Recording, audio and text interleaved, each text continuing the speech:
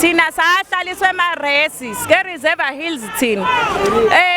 Clary States, I mean, sike Clary States sihlaliswe eRes kumanje. So ke ulandlord kuthiwa rentelwa nani owasikipha abasolozo zinto. Nayo ulandlord kuthiwa batshela angazi kanjani kodwa kufikile kuthini ukuthi thina sirentile for 7 months. So yonke leyo nto ayisihlalisile kahle. And kuyaliwa kuyagwazwana ini yokuhlalisa abantu abahleli kambi bahleli bampintshiwe umuntu ahleli nesihlobo sakhe yeso umuntu uhleli nomuntu angamazi vele umuntu nomuntu nekhanda la kubo ngoba naku sicuthisiwe sihleli kodwa akusakuhle lesihleli khona even izingane zethu ziyafa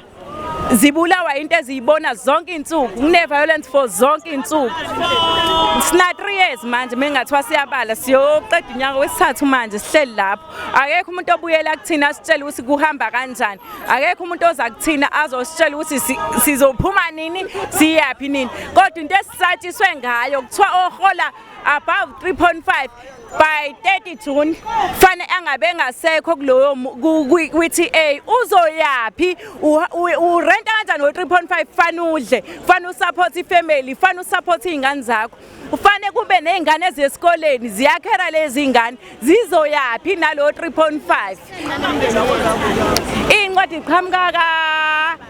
kamasipala incwadi nje ezithi when uyasebenza awuqualify for RDP house of which asi-applyelanga ama-RDP houses thina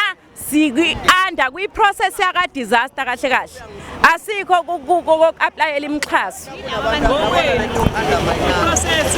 le yaka disaster isho ukuthi kufanele ukuthi nithole ini ngaphandle kwama-RDP houses kufanele niphume lapho senizindlu fanele sisuke kuma-TA sesinezindlu lapha ama-TA awolindela okulindela izindlu zethu lezi ndlu zethu esingasanikwa ngoba wena uyasebenza ufane uhlale-ke kwi-TA ungafesi ungenzi lutho wathola umsebenzi nje usu-out wena kwi-TA ngoba usuhola above 3.5 ngiyabonga.